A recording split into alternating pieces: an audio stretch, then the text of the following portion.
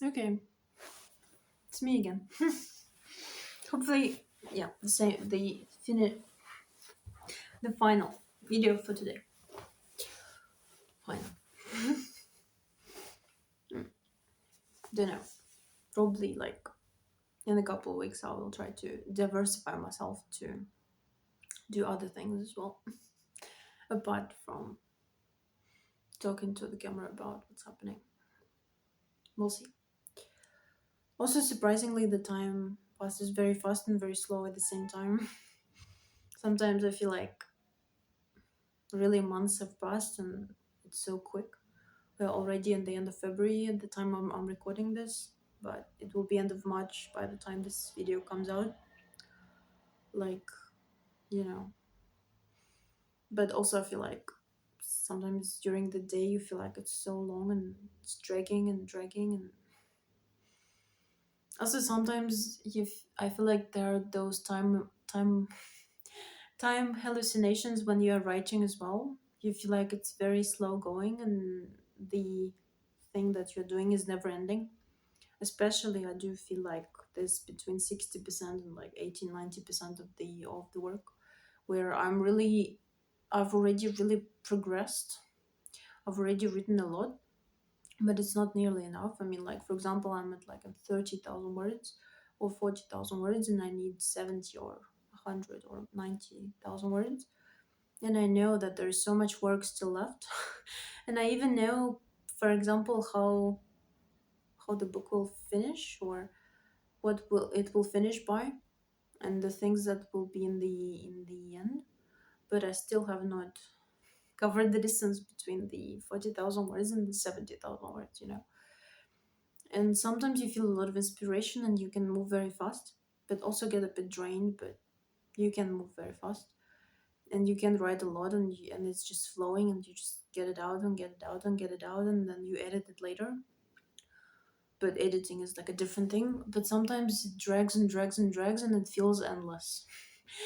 In February, specifically the first 2 weeks of February, I was kind of finishing one of the manuscripts that I was working for already for like 3 years and a half, 4 years. I mean, not all of that time, but minimum 2 years by that point. And it was a very slow thing, and I kind of didn't understand whether how long is it left until the end, because I kept writing, kept writing, and kept writing, and it felt endless. Even though I knew I was approaching the end of the manuscript, but it felt so. It felt like I was doing a tome of 800 pages or something. It felt like I was doing the work of 200,000 words or something, even though it was not that long. Like in the end, it was not that long, but I felt like it was endless. And often in life, I feel like when we're closer to the second half of something or closer to the last mile, it feels never ending. And the time also feels never ending. It feels like we will never finish. It will never happen. But yeah, what I'm actually originally what I wanted to talk about was this moment, which I also mentioned in the previous video, about when something starts happening on the page and you don't even you don't even understand where the hell did it come from. You can't even, I mean, you know, two people start talking and you can't even understand where the shit is coming from. You're not in control. Like it's the most bizarre feeling. Those people are talking and those people are kind of like not giving you any attention as an author or something. You have no control over it, and you are gobsmacked by what's happening. And sometimes this chemistry, this like magic thing happens where you're just kind of following the thread and following your heroes, and you're you're almost too slow to catch what's going on. And you are gobsmacked by what comes out of their mouth and what you are putting on the page. um and these are the most interesting things to write and the most interesting things to create, when all of a sudden you're just you feel like you're not in control. You feel like this car that you are driving is driving on its own. And you spend so much time trying to get it to drive, and you spend so much time trying to get it to move, and then all of a sudden it's on its own that it's moving. And you just have to keep up with this, and you just have to keep up. It's not always, it's by no means that often. Sometimes you get lucky, sometimes you get very lucky, sometimes you gotta work and work and work and you still don't get lucky. Yeah. But then again, I thought about this thing and I was like, how the hell I'm going to explain that? How am I going to explain that this person made that decision and that person made that decision, and it just happened organically for them and for their logic in the story, and that conversation just happened organically and that thing just happened, and I did not decide anything. I went after it. And I also kind of feel like reading you a bit, but maybe it goes into the territory where I'm forcing people to listen or something. But well, you can always switch on the video if you don't want to listen. But I don't know. I'm kind of writing in English at the moment, pen on paper, which I don't often do. And I kind of feeling, I don't know, like I'm feeling a lot because I wrote a lot in the past week, and I've been moving quite fast. It's not really fiction work, it's really non-fiction, to be honest. But I don't know, I kind of want to listen, and I kind of want to, I don't know, maybe it's honestly worrying that I want to listen to my own voice, but I don't really want to listen to my own voice. I just want to kind of, maybe I want to illustrate my point about another thing that is related to the writing and to the creation, and to the mental health topic a bit. This topic of soothing, and the way that sometimes your nervous system is very out of whack and is very you feel anxiety, you feel unsettled, being unsettled, this feeling of instability, like this really, you know how some people say that their body feels but they're not writing for a few days. I'm talking about that. My body also feels, I feel like, when I'm not doing physical activity for a few days, and when I'm not creating and writing and expressing myself in some form for some time. I feel like I feel like sometimes we write not for, not necessarily to be published, to be read, or be applauded, or be admired, or be understood even. Sometimes we do write to soothe ourselves. It's soothing. The rhythm of the words is soothing. And after a long session of writing, can feel my mind and my body and my nervous system calming down. And very often, when I write it out in a journal or somewhere, not necessarily even something graphic or fictional or good, I don't need to be good in my journals or anywhere. I don't really need to grab any kind of voice to do any kind of emotion to, like, I just need to get it out. It's a bit like crying, I think. When I just express what I feel onto the page, I'm soothing myself. And I feel like often I'm writing to soothe myself, to calm myself down, to tell myself that it's good. No, not the writing, that it's going good, it's going well, life is going well, everything's well.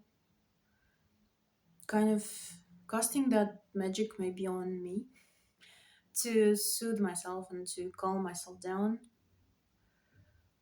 and to really ground and to keep myself in that state where I'm more relaxed and I'm more attuned to what's happening around me. Just keep myself from this nervousness. And I feel like people do write for that reason, and also do any kind of creative pursuits, to just release that tremor that is inside of them, and to soothe themselves with their own words.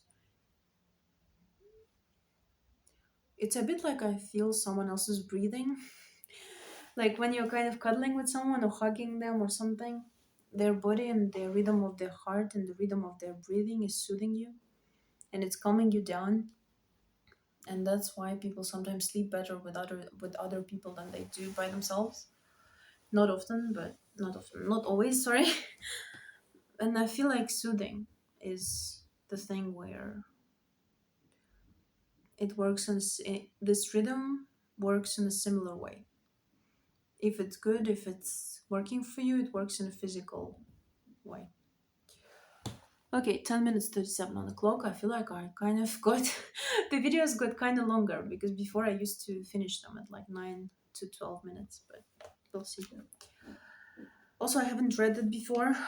I've only just wrote it. We'll see.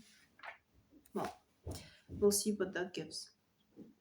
And also, please tell me if you're disgusted by the way by the things I kind of write and by the fact that I'm kind of so intent on reading it, but also I'm kind of processing as it is happening. Those blogs are again a lot of what I do is for processing the stuff that is happening to me. Okay, so this is like one of the chapters, and I'm not sure what it's going to be called. I have like three possible, three possible options, but it might be more. So I'm not sure which one. So much of my life is spent on the road. I'm not an athlete flying from location to location, and not a blogger going on brand trips. But I spent a lot of time hauling my sorry ass from one place to the next. I lived in 4 countries, had more than 10 official addresses. At some point, I couldn't even keep up with my bank.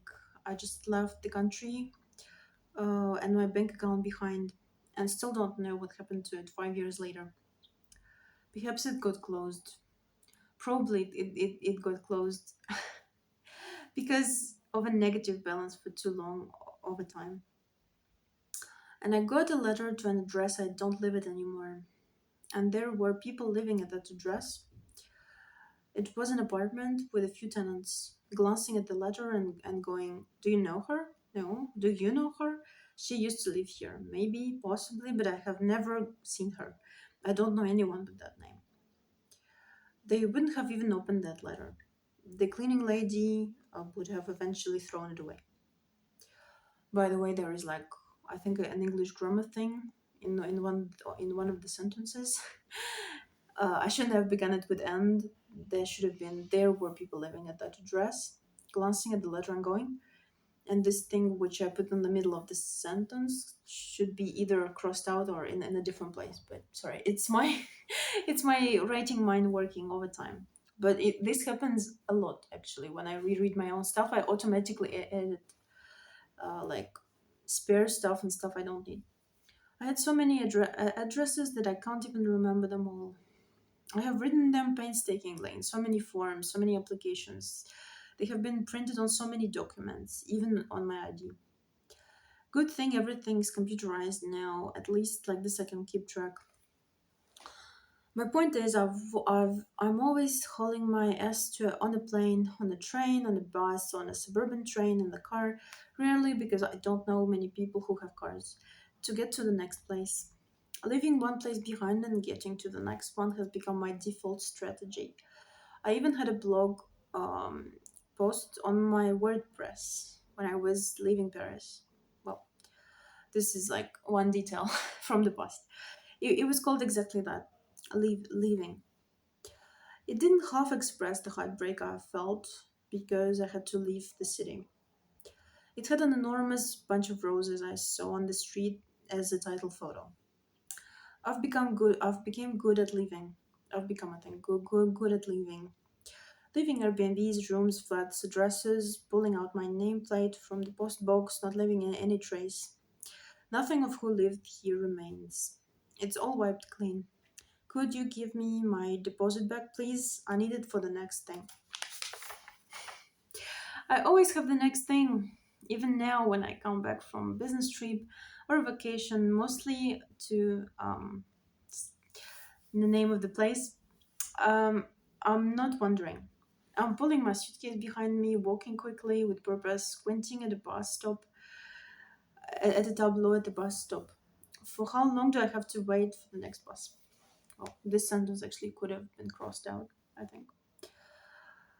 I've gotten trains, I've sat in trains, in lounges, and waiting areas. I've been there with my team, truly just a bunch of people I worked with for a few weeks at that point, almost strangers, but who were chained to the same decks as me without a chance to get away. I've been there with my boyfriend, I've been there by myself. Mostly I've been there by myself, with no one waiting for me on the other side. Sometimes it bothered me, sometimes not. Sometimes I was happy to be free and just sink my teeth into the city I arrived in. Sometimes I would kill for someone waiting for me, who would kiss me and hug me with his strong arms and take my suitcase and ask, "What the fuck took you so long?" My desire to leave was a problem in relationships. My eternal wandering spirit, I must for sure have been a wanderer in past life. A wandering dude. This is why on this one I'm a girl who would potentially like to get married, but who somehow can't squash this desire always to settle to the next place, or always to get to the next place, to the next thing, to the next wonderful destination. Whose life began at 24 when she moved countries, even though, of course, it didn't really begin then. Of course, it was earlier, but I wouldn't be the person writing this now if I hadn't made that move. I would never have had the balls. I always moved. I always moved with relative ease and never got attached to stuff. So many things I simply left behind because I didn't have time or mental capacity to figure out a way to move them across borders. Lamps, gifts, trinkets, clothes that didn't fit me anymore, old diaries and old papers, books I've bought and read, sports equipment. I also often lived with other people and didn't have that much personal space. Just some clothes, some food, some hygiene products, my computers and mobile phones. My glasses, pens, and paper. Perhaps a Kindle, headphones. Perhaps some pills if I felt sick on the road. I always packed quick and always missed things when I was leaving. Actually, here I also again think I haven't used the right word. It's not missed. It's forgot things when I was leaving because missing something is not you know. But I didn't need much, and most of those moves only required 2 to 3 suitcases containing everything I owned. I get how people get attached to stuff. I get how people settle in one place and never want to leave. I've seen a lot of those people refusing even the slightest bit of change, even one thing that would knock them out of their equilibrium. They held on to things and onto places and onto relationships for dear life. They held on to everything. A rolling stone gathers no moss, but they are walking moss, baby. They have so much moss you want to sit next to them and also have some. To also have some. I'm writing this as if I'm mocking them, but I'm not. It's a beautiful thing to love your things, your clothes. Again, it's a beautiful thing to love your things. This sentence could be better. It's a beautiful thing to love what you have, for example. It like things not good. Your clothes, your decor, your home, your people. It's a beautiful thing to not always want to go to the next destination, to want to stay, to not view everything as a buffer zone. Um, I want to talk about something different, about why I moved so fast, about why I was and am always on the road. I was afraid of being one of those people who never change. That's part of it. I needed to walk, run, go faster in order to achieve bigger goals. Work on more projects, work in more countries, raise my profile, earn that promotion, have more money, have this next opportunity, build relationships with these people, see more of how people thought, how people lived. I love learning, understand more of how the world works and what the world is about. I wanted to have the world reflected in me. I wanted to absorb it all. And also, I thought that if I stopped in a place with a man, it would stop my progress. It would somehow squish me into that repetitive cycle of the same 6 months all over again, as Alex Hormozy puts it. The same jokes, the same dialogue, the same chores, the same work days, the same people, the same everything. You can't go further, you can't be more. Nobody says it to your face, but it's implied. You know how many people I know who have happily locked themselves in this routine, this box, the 6 months all over again, for the entirety of their life, for from 30 something to 70 something. Then they freak out and marry someone younger and get a nose job, but that's another story. I love discipline and I love routine, but this something repeated over and over again is literally my worst nightmare, you know. And on and on and on it goes. I mean, now I'm kind of writing it. Sorry, I'm kind of reading it and thinking, this could be another video. I have to finish that one because it's already 20 minutes, so quite enough. But what I mean is, I'm kind of noticing as well, like a lot of synonyms, a lot of like places where I can tighten it up a bit. Some things which are repeating themselves, some thoughts that are not phrased in the way that I would like to phrase them. But this is prose, this is work, this is work. Bye.